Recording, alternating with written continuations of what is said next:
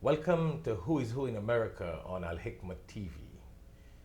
It's a pleasure to have with us in Al Hikmat studio a very, very prominent person in the community. And he is Commissioner J. Schwartz, Commissioner of Pembroke Pines. Welcome to the show, Commissioner. Thank you, Sheikh. Well, it's a pleasure to have you, and we have been trying for a very long time to get you on this show, and I must say, you know, in Arabic we say, Alhamdulillah, all praises and thanks are due to God Almighty to have you with us on the program. Well, it's my pleasure to be here, and thank you so much for giving me the opportunity. Pembroke Pines is a wonderful community, and it's a pleasure to be here, to be able to tell the people, not only here in Pembroke Pines, but in America, how great we are. Good. So you being a very busy person, especially when you are a commissioner of a city, I know you will have a lot of things to do, and you're in charge of a lot of various areas with your duties and responsibilities. So as a politician and commissioner of Pembroke Pines, I know you will have a very interesting background. Could you share with our viewers a little bit of your background? Sure, Sheikh, thank you. I was born and raised in the city of Philadelphia, raised by a single mom. My mother, with only a GED, learned trade becoming a dog groomer in order to provide my sister and I the most that she had. I was the first member of my family to go to college. I attended Barry University down here in South Florida. Oh, very interesting. Yes, with a business management degree. So are you from Christian background or Jewish background? Jewish background. Okay. Jewish background. However, growing up as a small child, there were different houses of worship that I attended because since Mom was working a lot, and clearly, you know, we had friends that had to look after my sister and I while we were young. You know, I attended all kinds of different Saturday and Sunday services. So even as a small child, I learned a wealth of knowledge, differences in faith. The most important thing, though, is that the city of Philadelphia is known as a city of brotherly love, and I believe that my roots bring. I never forget where I came from, and my mom taught me that all you have in life is your integrity, that your word means something, and to give back to your community. So I came to Pembroke Pines in 1989, attended Barry University, as I had mentioned, and shortly after my degree at Barry University, I obtained my master's in business administration from Nova Southeastern University. I worked some odds and end jobs, but I spent a lot of my time working in upper level management with a large international retailer. And then my children were born. Having growing up without a father, I knew what I needed to do, and that was to ensure that my kids. So how many kids you have? Two boys. Oh, very two nice. boys. They're both in middle school, and you know, they're my life, and you know, they know that Dad is a hard worker. They know that you know, I give them love that I wish that more parents would spend a little more time with their kids, because So you got a very diverse and multicultural upbringing, more or less. I do. As a matter of fact, when it's a good thing, though. You know, in life, if you don't understand each other, then things happen. And in the world today, we have a lot of things that are happening due to some misunderstandings, a lack of knowledge, and sometimes just pure ignorance and hate. So what year did you become commissioner, or did you get involved in the city of Pembroke Pines? I first got involved in the city of Pembroke Pines back in 2007. There was a little girl who was murdered up in Gainesville by a sexual predator. And my wife and I did some internet research, and we found other sex offenders and sexual predators living next to children in Pembroke Pines. Wow. So I came forward to the city commission, to the mayor, and asked to protect the kids. I'm very grateful for that opportunity. The state of Florida now has the Jessica Lunsford Act, but Pembroke Pines, we were the very first city in the entire state of Florida to protect kids. And that came from some of your hard work. And that came through my initiative. So watching my item move through the process, so we say, I saw that there was an opportunity to make our community better, that the commission seat at the time needed the rightful change. You know, we had crime issues, we had property value issues, the local stuff that, you know, when you buy a home and you live in a community, you want it to be safe, you want you want to feel inclusive, and that was just missing. So I was elected to the commission back in 2012, and I've been able to move everything forward that I promised the people, because I don't consider myself a politician but a public servant. Right. And by doing so, Well, that's what a politician should really be, a person who makes policies and be a public servant to serve the people. that's always the hope. Unfortunately, we know that that's not always the case, and yeah, I know where I'm at. I'm grounded on my feet, and I try to use myself as an example. Working with high-risk, at-risk youth, getting involved in everything from sports programs to our Citizens Police Academy, and just being well-rounded, trying to get folks to get to know their neighbor, do more community events. And I'm very proud of being able to, as a commissioner, you have the opportunity to appoint different citizens to different advisory boards, and I'm all about diversity. Well, that's a good point. Tell me, you know, we hear a lot, mayor, commissioner, different countries may have different policies. Sure. What exactly does the commissioner do or has to do? Well, we basically have 4 levels of government. You have your federal government, which you have the President of the United States. You have your state government, which is your governor.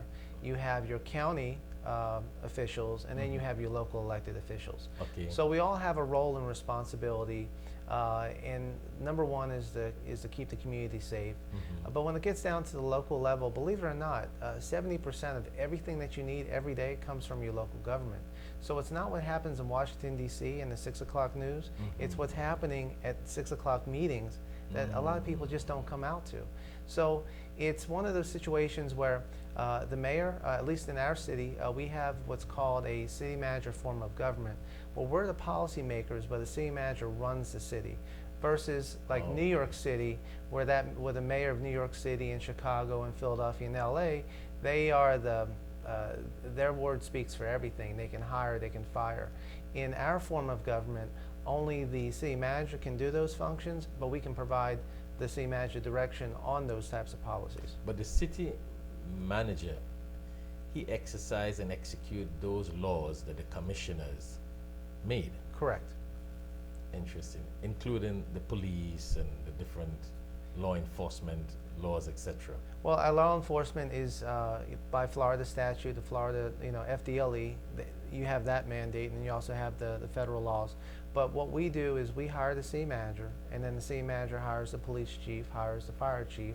But the police chief and I, we speak all the time about the good, the bad, and the things that we can do to help improve the community. Well, I suppose that makes a lot of sense. That's how you all as commissioners will be able to know how to make policies and laws and adjust and change accordingly. It's vitally important. Like as of this taping, we're currently discussing body cameras. That's something that is a national issue.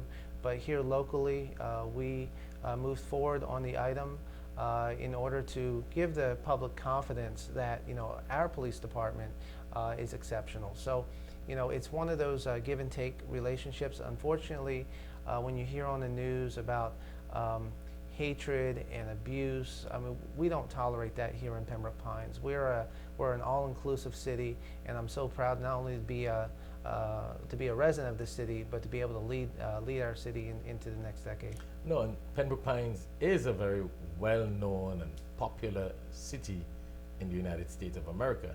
I think once Pembroke Pines had some rating as the 5th fastest growing city in the United States of America. Was there something like that? We were right after Hurricane Andrew. A lot of folks came out of, moved from Dade County, rightfully so. They picked the best place in the world to live, is Pembroke Pines.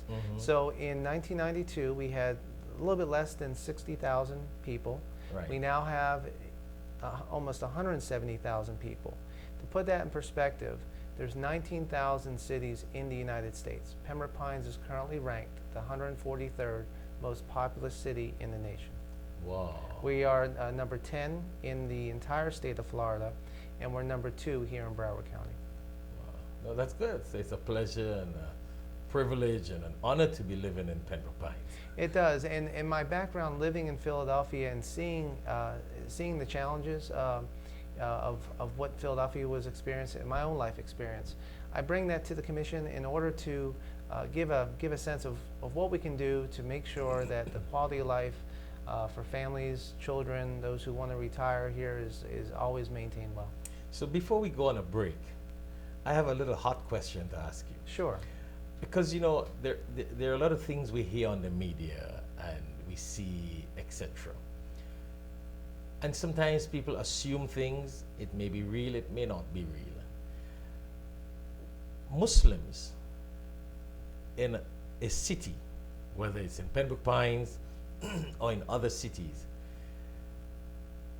other citizens, well, let me put it like this, other non-Muslims, or if there are non-Muslims who do not like Muslims, do they complain to city officials that there is a Muslim neighbor that moved in by me, or there is a mosque?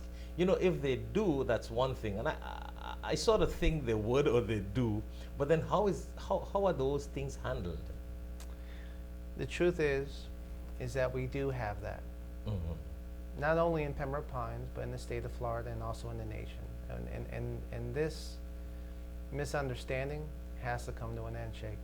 You mean non-Muslims will report to the city that here is a Muslim next door by me, what do I do? Or, I mean, let me put it a little bit more direct. We do have folks who are concerned that I have somebody living next door that doesn't reflect my values or my way of life. mm-hmm. This is the United States of America. Yes. And in the United States of America, Christians, Muslims, Jews are a fabric of our nation. You know, Thomas Jefferson had a Quran Yes. as a part of his library.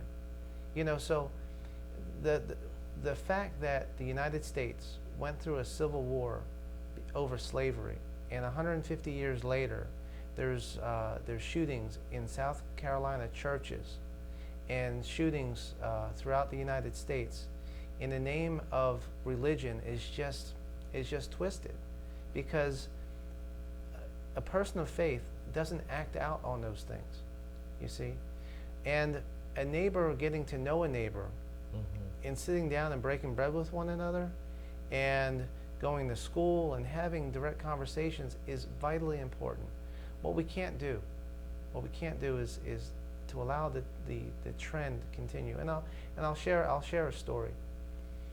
A friend of mine explained to me that one of his friends, a doctor who delivers babies in California, Muslim, delivered over 3,000 babies. And the man was in his 40s, and on his way home from work, he had a heart attack. And the car veered off the road and went into a shopping center and through the glass window.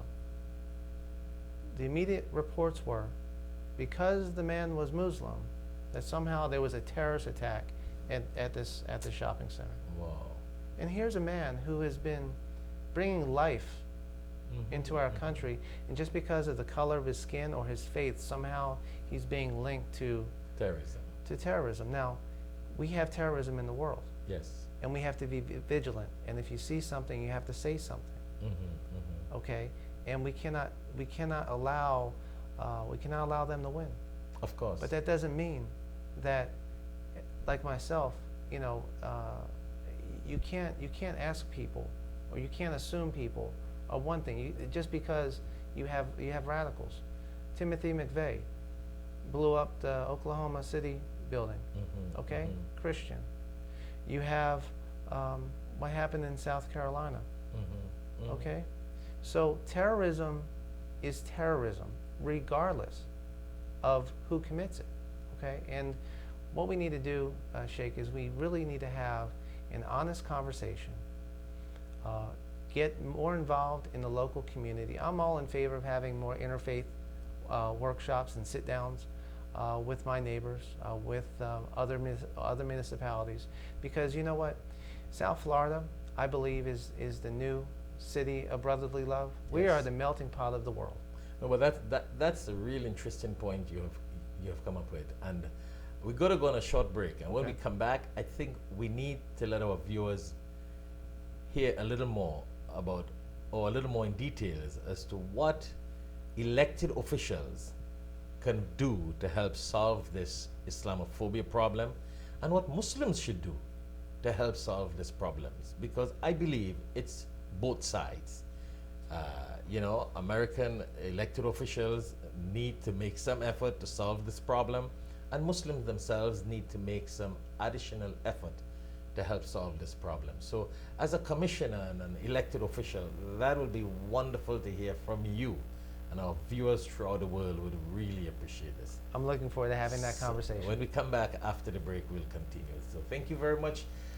We have been speaking to Commissioner J. Schwartz, the Commissioner of Pembroke Pines City, Florida, USA. And after this short break, we will continue this very interesting conversation with him.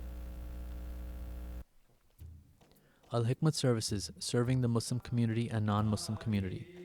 Dawah and interfaith activities, distribution of Quran and Islamic publications, sponsoring students to study Islam, Al Hikmat Da'i, Dawah and Interfaith Institute. Also, Friday sermons by Shaikh Shafayat are live on alhikmattv.com from 1:30 to 2:30 p.m. Download our free Al Hikmat TV app on your mobile devices. Don't forget to follow us on Facebook and Instagram and subscribe to our YouTube channel. Feel free to donate to Al Hikmat Dawah Services online with a credit card or PayPal at alhikmat.com. For more details, contact Al Hikmat office at 1-800-804-0267 or our local number 954-986-0158 and visit us at www.alhikmat.com. Jazakallah khair. Welcome back to Who is Who in America on Al Hikmat TV, and our guest, Commissioner J. Schwartz.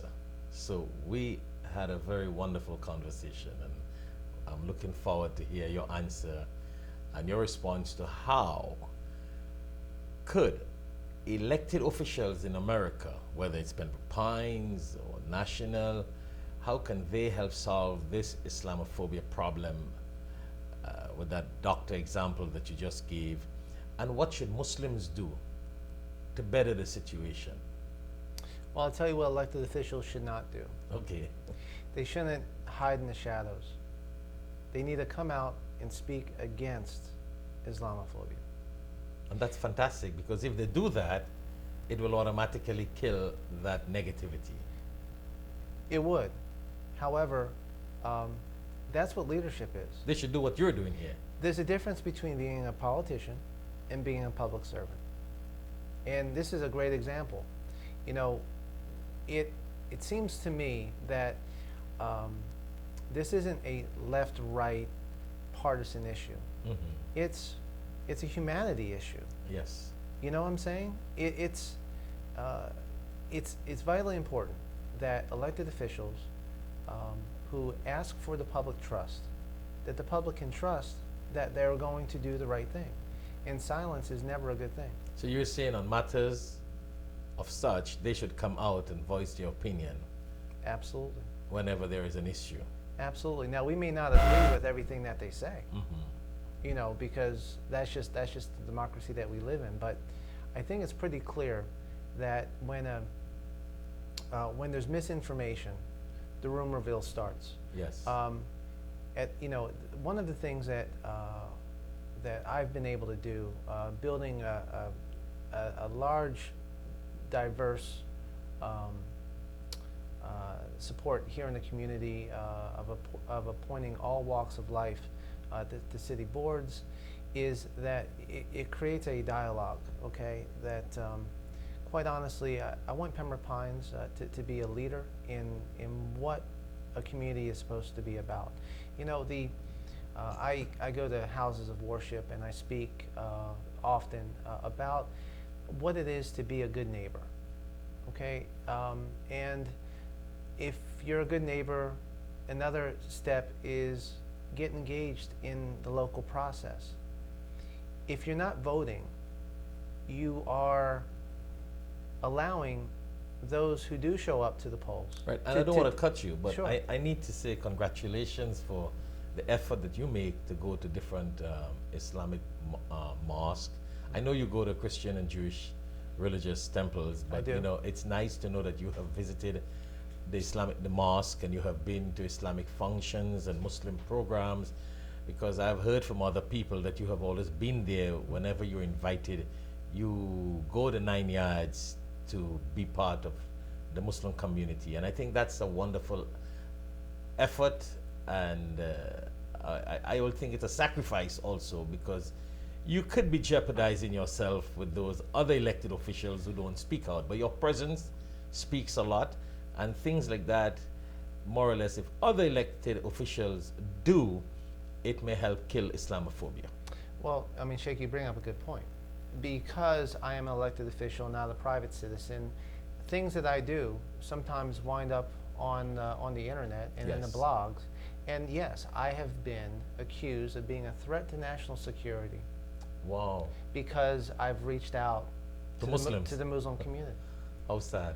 Now, I didn't think I had that much power, but you know, I mean, to think that someone would spread a blog all over America that somehow Jay Schwartz, a City of Pembroke Pines commissioner that is friends with the Muslim community, is somehow a threat. To me, we have a lot more to tackle moving forward, and I am determined to stop the hate and to stop the bigotry. So what do you think Muslims should do? How should they get themselves involved to help remove this Islamophobia? Well, the process starts with engaging with your local elected officials, engaging with your county elected officials, engaging in your state representatives, engaging with members of Congress. Pick up the phone and call them. Say, listen, I need 10 minutes of your time because I have concerns. Here's the stories I get. A 12-year-old boy comes up to me, a Muslim boy comes up to me and says, Jay, I'm being bullied in school because I'm a Muslim. I reach out to the parents to let them know that their boy came to me and they're afraid to speak out for their own safety.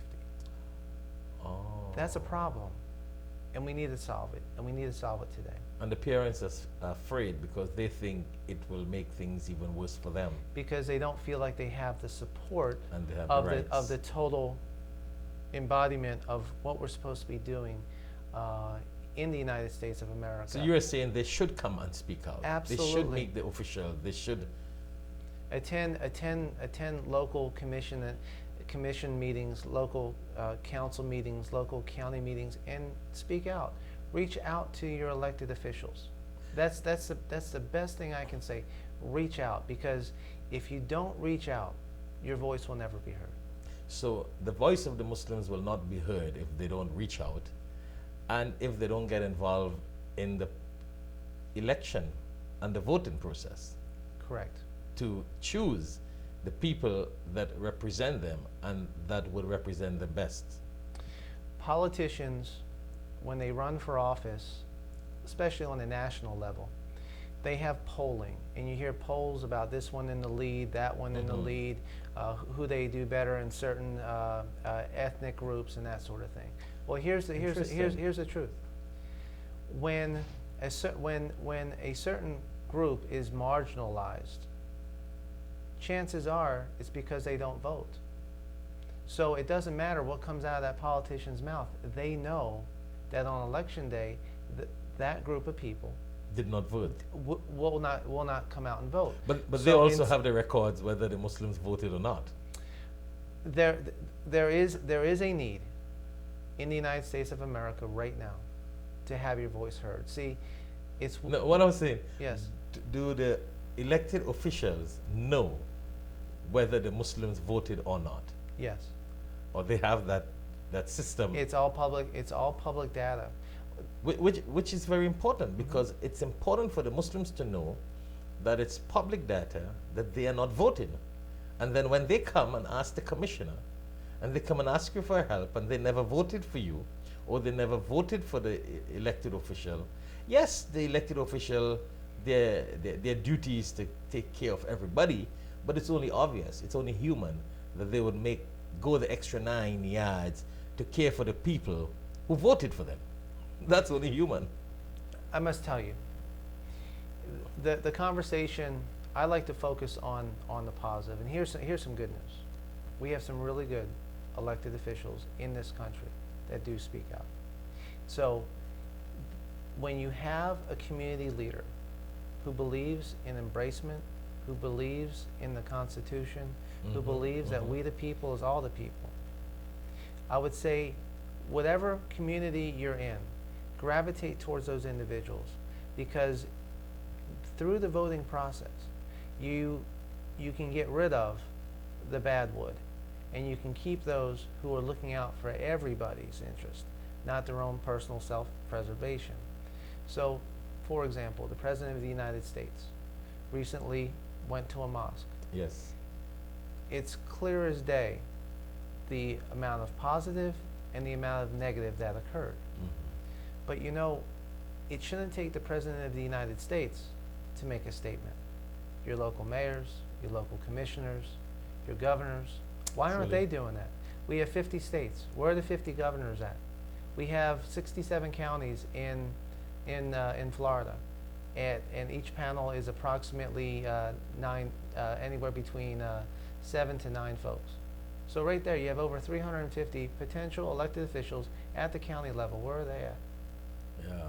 You know what I'm saying? Yes. And then here at the local level, all the local councils and commissioners are 5, and there's 31 cities here in Broward County.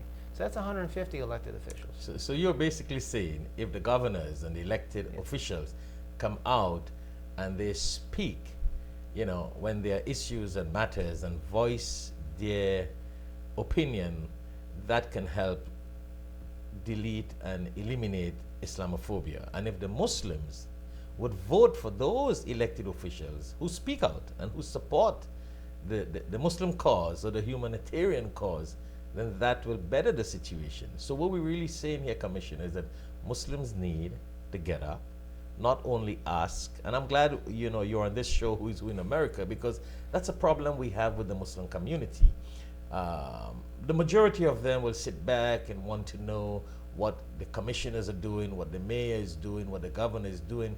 But if they don't go and support those mayors and governors and elected officials by voting for them, then how could they expect a response? It's not fair. We, together, having this conversation, I hope is a good start.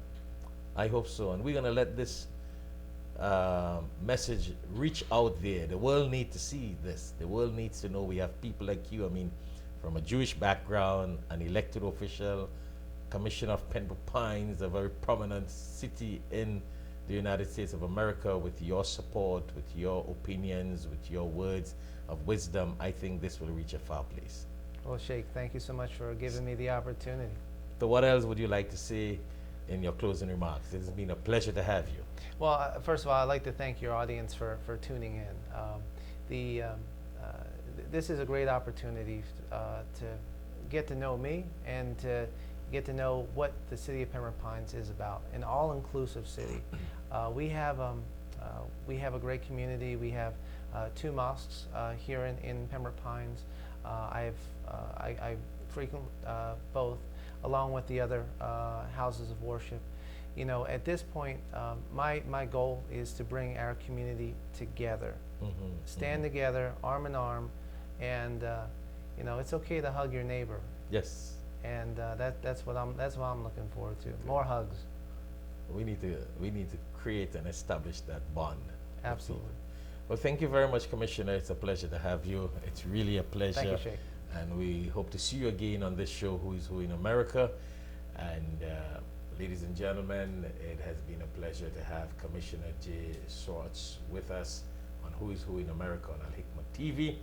Again, he is the Commissioner of Pembroke Pines City, and you heard his words on his advice to elected officials and his advice to Muslims in supporting elected officials who can help make a difference and help eliminate this problem and the problems we have in the United States of America. Thank you very much for viewing, and Assalamu alaikum wa rahmatullahi wa barakatuh. Allah